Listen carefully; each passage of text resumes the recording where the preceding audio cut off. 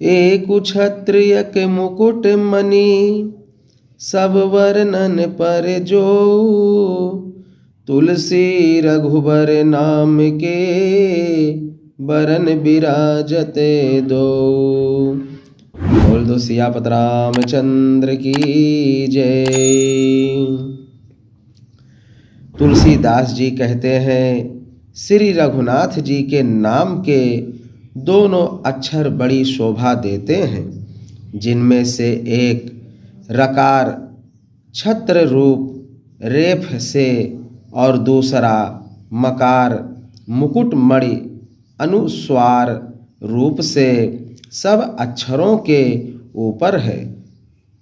समुझत सरिस नाम अरुनामी, प्रीति परस पर प्रभु अनुगामी।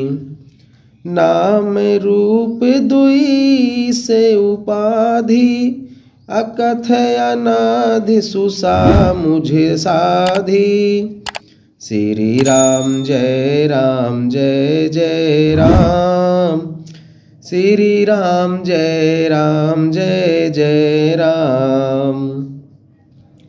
समझने में नाम और नामी दोनों एक से हैं, किंतु दोनों में परस्पर स्वामी और सेवक के समान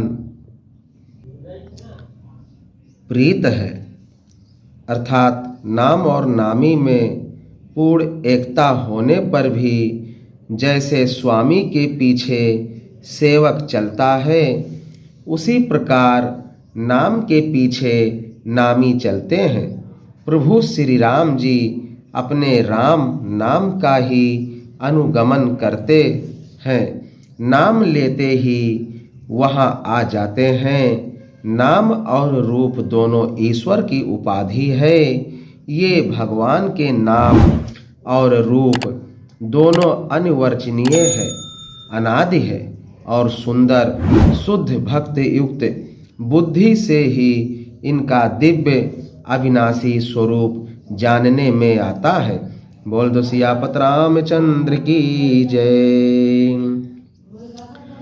को बड़े छोट कहते अपराधो, सुन गुण भेद समझई है साधु। देखी है रूप नाम आधीना, रूप ज्ञान नहीं नाम विहीना। इन नाम और रूप में कौन बड़ा है कौन छोटा, यह कहना तो अपराध है। इनके गुणों का तारमय कमी बेसी सुनकर साधु पुरुष स्वयं ही समझ लेंगे। रूप नाम के अधीन देखे जाते हैं, नाम के बिना रूप का ज्ञान नहीं हो सकता। बोल दो सियापत रामचंद्र की जय। रूप विशेष नाम बिनु जाने, कर तल गति न परहि पहचाने। सुमिरिय नाम रूप बिनु देखे, आवत हृदय स्नेह विशेषे।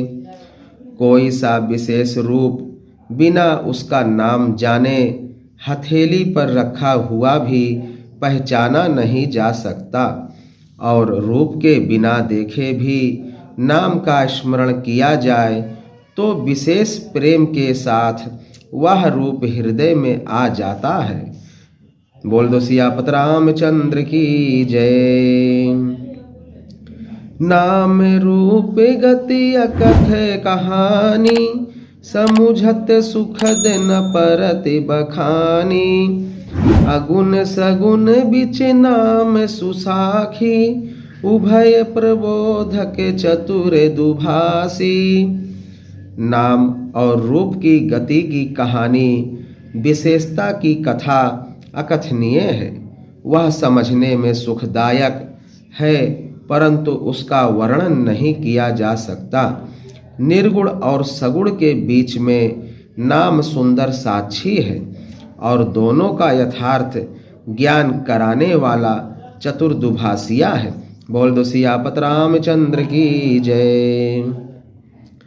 राम नाम मन दीप धरूं, जीह देहरी द्वार, तुलसी भीतर बाहिरहूँ, जो चाह से उजियार। बोल दो सियापत रामचंद्र की जय।